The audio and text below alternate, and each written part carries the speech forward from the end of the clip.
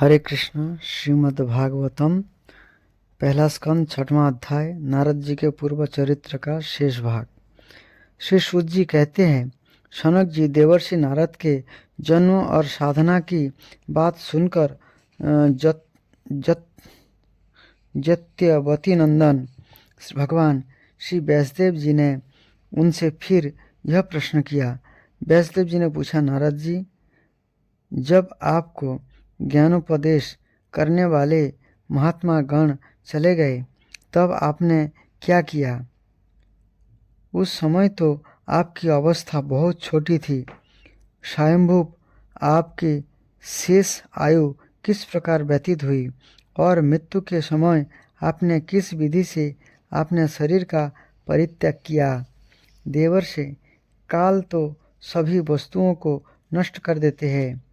उसने आपकी इस पूर्व कल्प की स्मृति का कैसे नाश नहीं किया?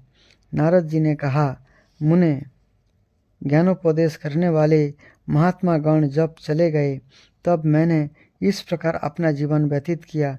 यद्यपि उस समय मेरी अवस्था बहुत छोटी थी। मैं अपनी माँ का एक लौता लड़का था। एक तो वह स्त्री थी, दूसरी मूढ़ और तीसरी दासी थी। मुझे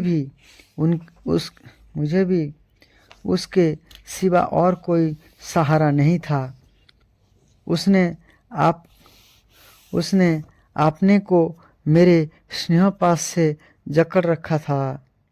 यह मेरे योगक्षेम की चिंता तो बहुत करती थी, परंतु पराधीन होने के कारण कुछ कर नहीं पाती थी। जैसे कठपुतली नाचने वालों की इच्छा के अनुसार ही नाचती है, वैसे ही वह सारा संसार ईश्वर के अधीन है। माँ भी अपनी माँ के स्नेहबंधन में बांधकर उस ब्राह्मण बस्ती में ही रहा। मेरी अवस्था केवल 5 वर्षों की थी। मुझे दिशा, देश और काल के संबंध में कुछ भी ज्ञान नहीं था। एक दिन की बात है, मेरी माँ गौ दोहने के लिए रात के समय घर से बाहर निकली। रास्ते में उसके पैर से सांप छू गया। उसने उस बेचारे को डांस लिया। उस सांप का क्या दोष? काल की ऐसी ही प्रेरणा थी। मैंने समझा, भक्तों का मंगल चाहने वाले भगवान यह भी एक अनुग्रह की है। इसके बाद मैं उत्तर दिशा की ओर चल पड़ा। उस समय मार्ग में मुझे अनेकों धन धान्य से संपन्न देश, नगर, गांव, अहीरों की चलती फिरती बस्तियां, खाने, खेड़े, नदी और पर्वतों के तटवर्ती पड़ाव, वाटिकाएं, वन उपवन और रंगी धातुओं से युक्त विचित्र पर्वत दिखाई पड़े। कहीं कहीं जंगल के वृक्ष थे। उनकी बड़ी बड़ी शाखाएं हाथियों ने तोड़ डाली थी। शीतल जल से भरे हुए जलाशय थे, जिनमें देवताओं के काम में आने वाले कमल थे। उन पर पक्षी तरह तरह की बोली बोल रहे थे और भौरे मंडरा रहे थे। यह सब देखता हुआ मैं आगे बढ़ा। मैं अकेला ही था। इतना लंबा मार्ग तय करने पर मैंने एक घोर गहन जंगल देखा।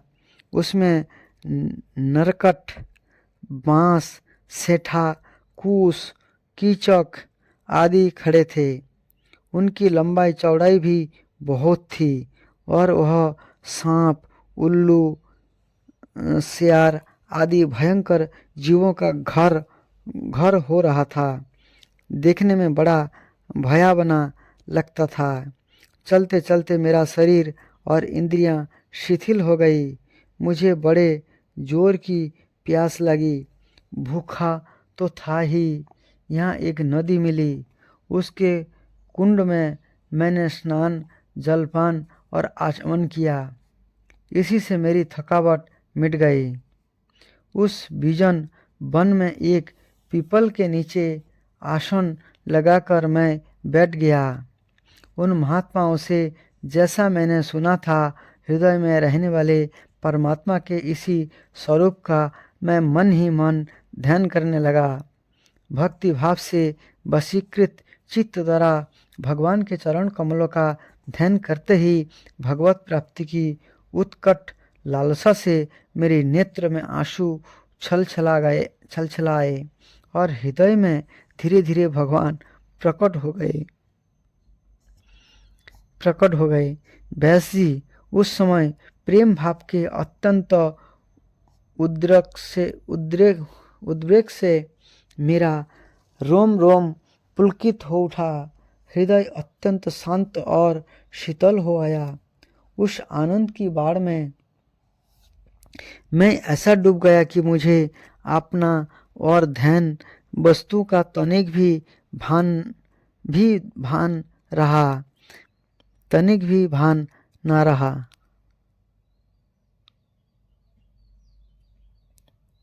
भगवान का यह अनिर्वचनीय रूप समस्त शोकों का नाश करने वाला और मन के लिए अत्यंत लुभा बना था।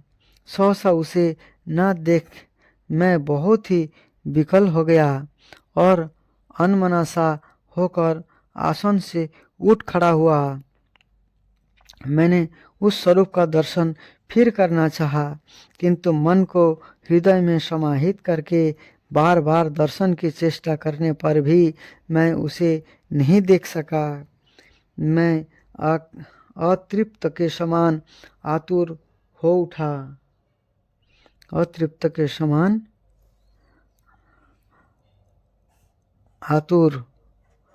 उठा। इस प्रकार निर्जन वन में मुझे प्रयत्न करते देख स्वयं भगवान ने, जो वाणी के विषय नहीं है, बड़ी गंभीर और ध्वनि वाणी से मेरे शोक को शांत करते हुए से कहा, खेद है कि इस जन्म में तुम मेरा दर्शन नहीं कर सकोगे। जिनकी वासनाएं पूर्णतया शांत नहीं हो गई है, उन अंधकार अधक कच्चरे जोगियों को मेरा दर्शन अत्यंत दुर्लभ है। निष्पाप बालक, तुम्हारे हृदय में मुझे प्राप्त करने की लालसा जगत करने के लिए ही मैंने एक बार तुम्हें अपने रूप की झलक दिखाई है। मुझे प्राप्त करने की आकांक्षा से युक्त साधक धीरे धीरे हृदय की संपूर्ण वासनाओं का भली भांति त्याग कर देता है। अकल्पनीय संत सेवा से ही तुम्हारी चित्त वृत्ति मुझ में स्थिर हो गई है। अब तुम उस प्रकृत मलिन शरीर को छोड़कर मेरे पार्षद हो जाओगे। मुझे प्राप्त करने का तुम्हारा यह दृढ़ निश्चय कभी किसी प्रकार नहीं टूटेगा।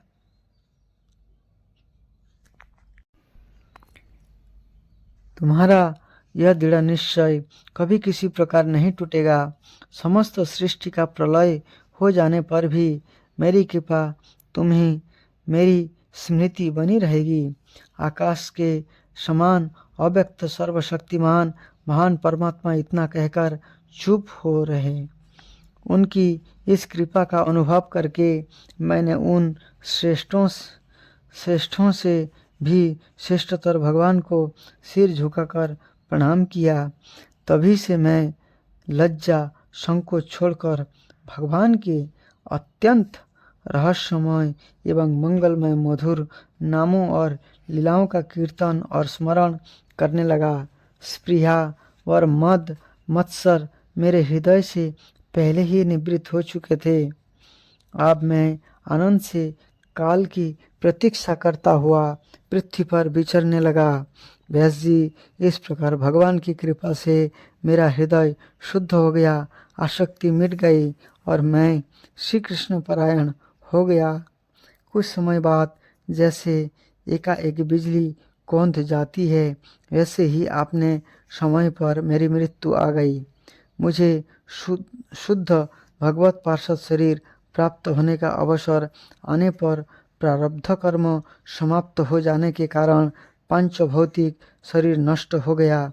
कल्प के अंत में जिस समय भगवान नारायण एक वर्ण अर्थात प्रलयकालीन समुद्र के जल में शयन करते हैं, उस समय उनके हृदय में शयन करने की इच्छा से एक सारी सृष्टि की समेटकर ब्रह्मा जी जब प्रवेश करने लगे, तब उनके श्वास के साथ मैं भी उनके हृदय में प्रवेश कर गया।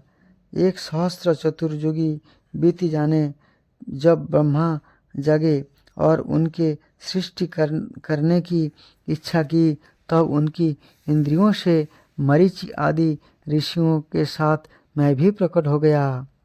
तभी से मैं भगवान की कृपा से वैकुंठादि में और तीनों लोकों में बाहर और भीतर बिना रोक टोक विचरण किया करता हूँ। मेरे जीवन का व्रत भगवत भजन अखंड रूप से चलता रहता है। भगवान की दी हुई इस स्वर ब्रह्म से विभूषित वीणा पर तान छेड़कर मैं उनकी लीलाओं का गान करता हुआ सारे संसार में विचरता हूँ।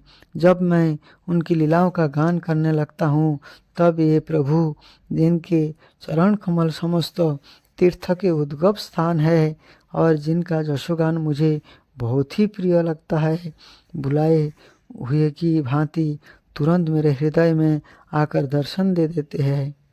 जिन लोगों का चित्त निरंतर विषय भोग की कामना से आतुर हो रहा है, उनके लिए भगवान लीलाओं का कीर्तन संसार सागर से पार जाने का जहाज है। यह मेरा अपना अनुभव है। काम और लोभ की चोट से बार बार घायल हुआ हृदय श्री कृष्ण सेवा से जैसी प्रत्यक्ष शांति का अनुभव करता है, यम नियम आदि योग मार्गों से वैसी शांति नहीं मिल सकती है। व्यास जी, आप निष्पाप है।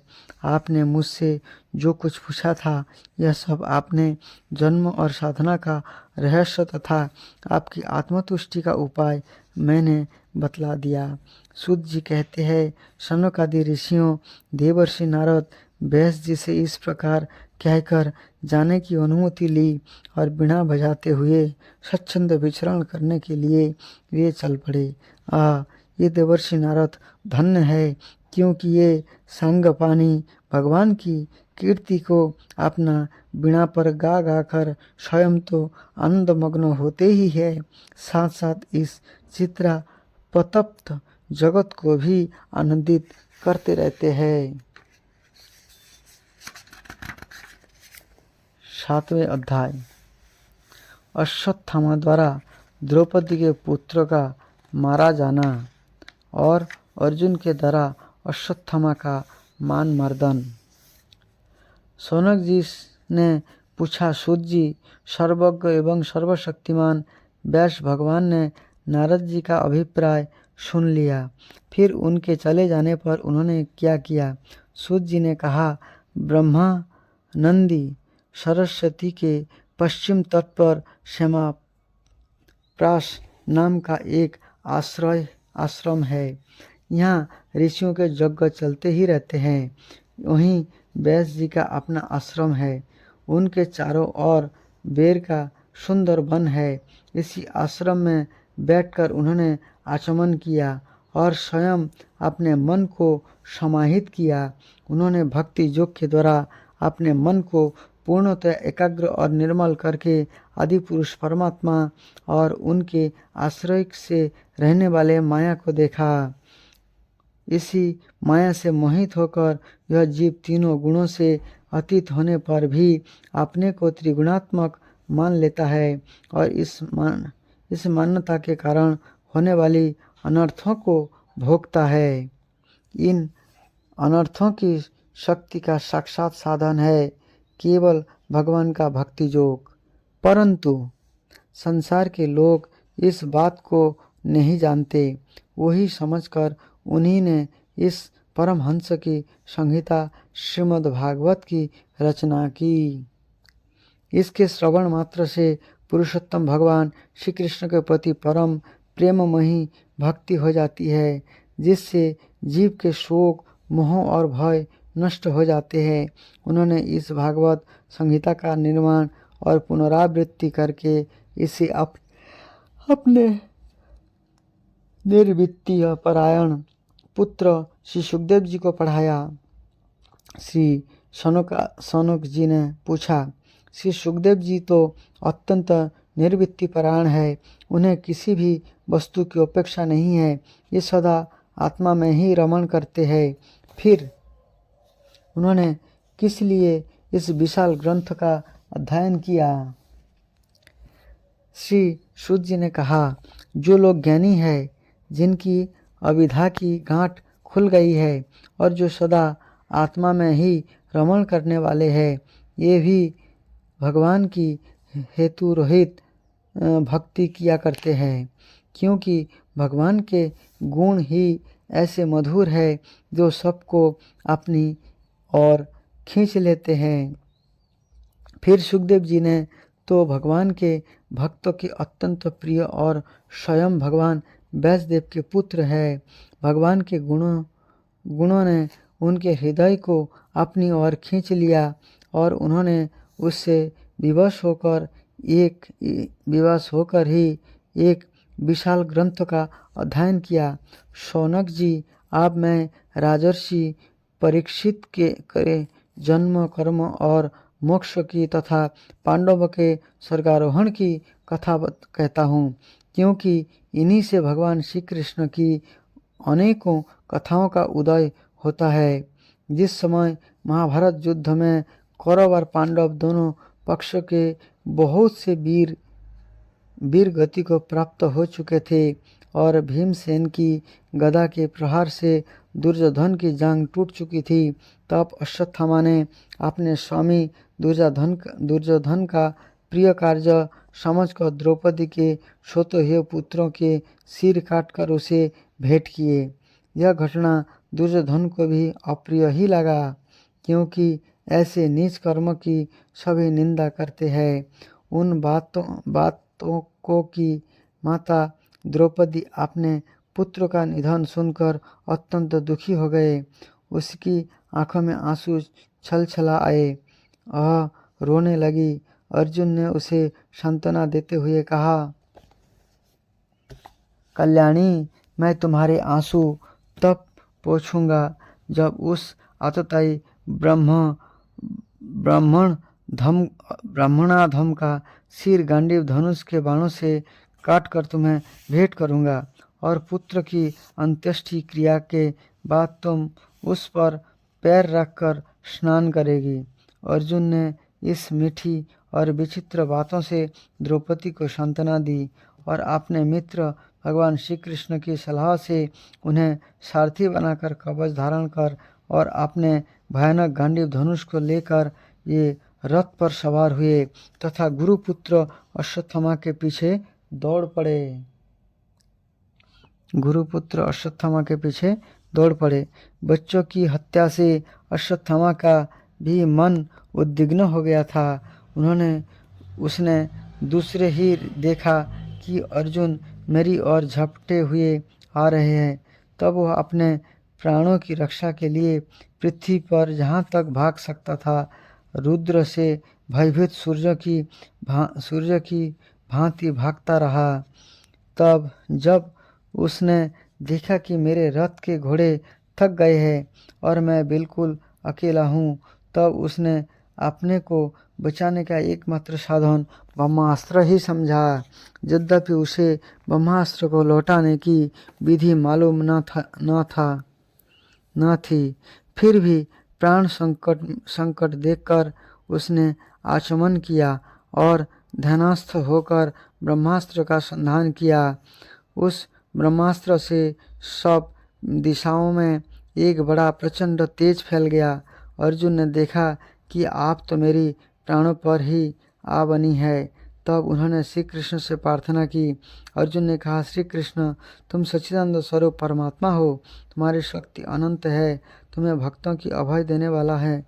जो संसार की धधकती हुई आग में जल रहे हैं, उन जीवों को उससे उबरने वाले एकमात्र तुम ही हो। तुम प्रकृति से परे रहने वाले आदि पुरुष साक्षात परमेश्वर हो। अपनी चित्त शक्ति स्वरूप शक्ति से बहिरंगा एवं त्रिगुणमयी माया को दूर भगाकर अपने अद्वितीय स्वरूप में स्थित हो। वही तुम अपने प्रभाव से माया मोहित जीवों के लिए धर्मादि रूप कल्याण का विधान करते हो। तुम्हारा यह अवतार पृथ्वी का भार हरण करने के लिए और तुम्हारे अनन्य प्रेमी भक्तजनों को निरंतर स्मरण ध्यान करने के लिए है। स्वयं प्रकाश स्वरूप श्री कृष्ण यह भयंकर तेज सब ओर से मेरी ओर आ रहा है। यह क्या है, कहाँ से क्यों आ रही है, इसका मुझे बिल्कुल पता नहीं है। भगवान ने कहा, अर्जुन, यह अश्वत्थामा का चलाया हुआ ब्रह्मास्त्र है। यह बात समझ लो कि प्राण संकट उपस्थित होने से उनसे इसका प्रयोग न कर दिया है, प्रयोग तो कर दिया है, परंतु यह इस अस्त्र को लौटाना नहीं जानता। किसी भी दूसरे अस्त्र में इसको दबा देने की शक्ति नहीं है। तुम सशस्त्र विधा को भली भांति जानते ही हो। ब्रह्मास्त्र के तेज से ही इस ब्रह्मास्त्र की प्रचंड आग को बुझा दो। सूत जी कहते हैं, अर्जुन विपक्षी वीरों को मारने में बड़े प्रवीण थे। भगवान की बात सुनकर उन्होंने आचमन किया और भगवान की परिक्रमा करके ब्रह्मास्त्र के निवारण के लिए ब्रह्मास्त्र का ही संधान किया। बाणों से बेष्टित उन दोनों ब्रह्मास्त्र के तेज प्रलयकालीन सूर्य एवं अग्नि के समान आपस में टकराकर सारे आकाश और दिशाओं में फैल गए और बढ़ने लगे।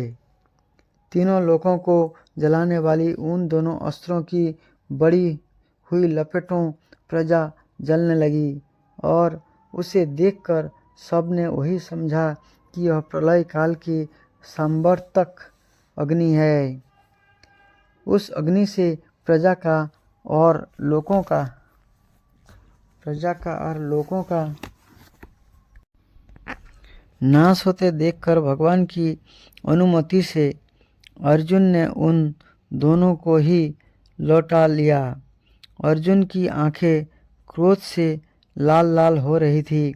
उन्होंने झटपट उस क्रूर अश्वत्थामा को पकड़ लिया।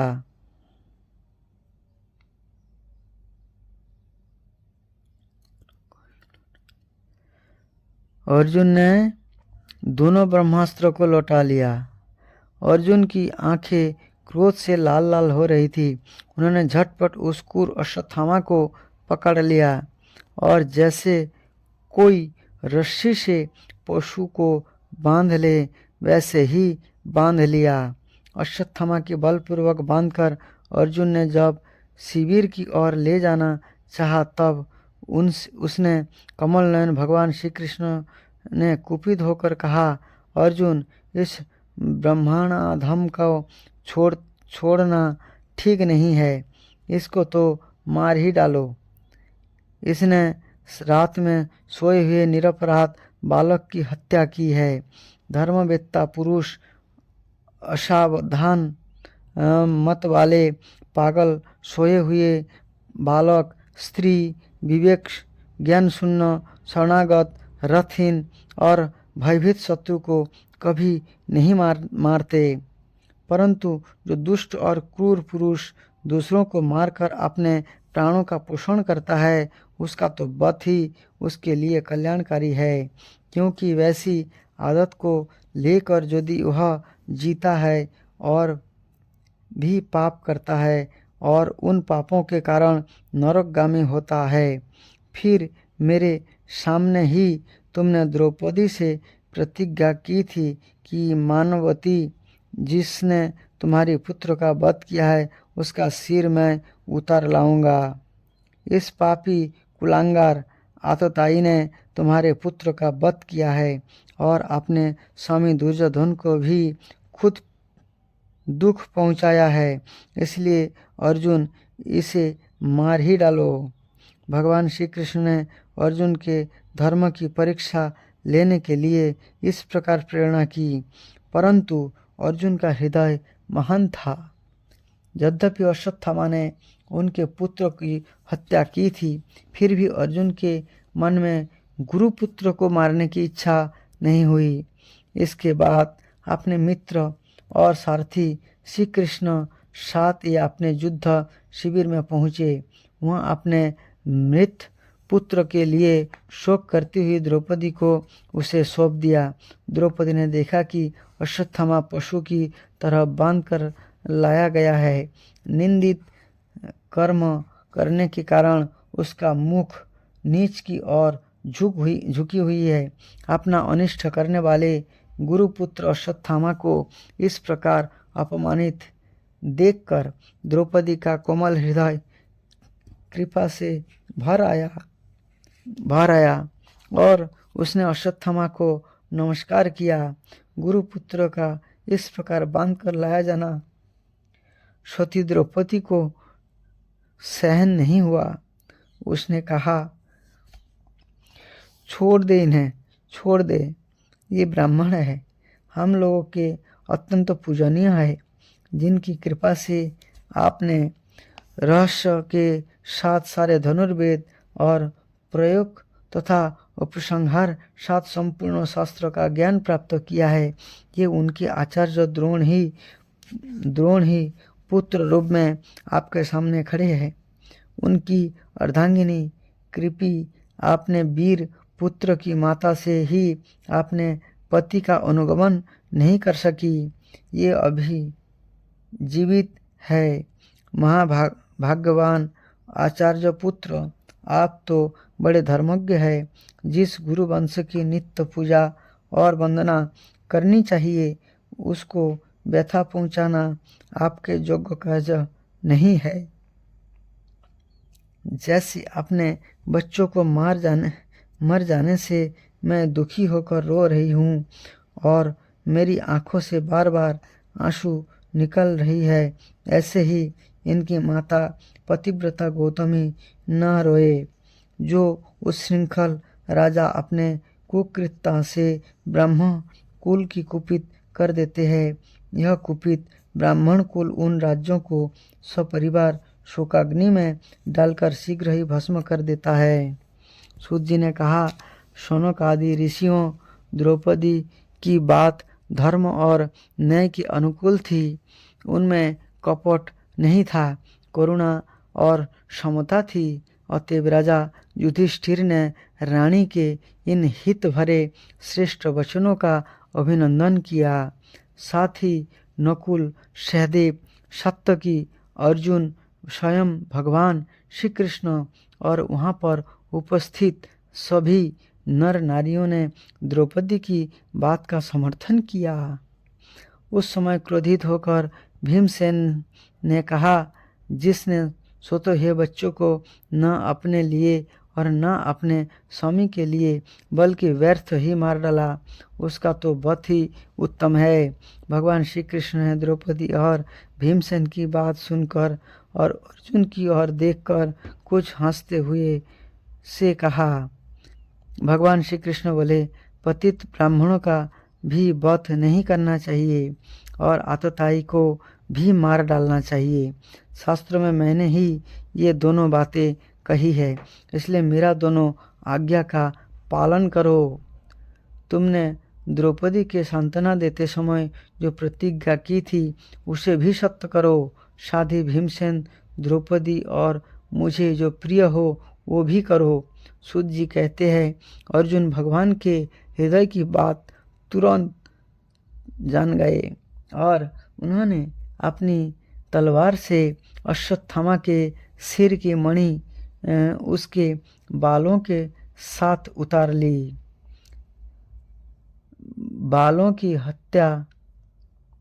बालकों की हत्या करने से वह श्रीहीन तो पहले ही हो गया था, अब मणि और ब्रह्मतेज से ही भी रोहित हो गया। इसके बाद उन्होंने रस्सी का बंधन खोलकर उसे शिविर से निकाल दिया। मुंह मोड़ देना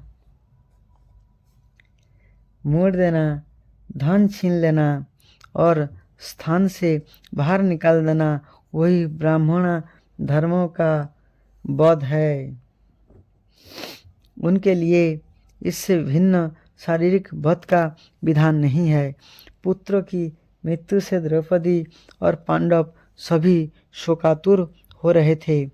अब उन्होंने अपने मरे हुए भाई बंधुओं की दाह दी, अंत्येष्टि क्रिया की।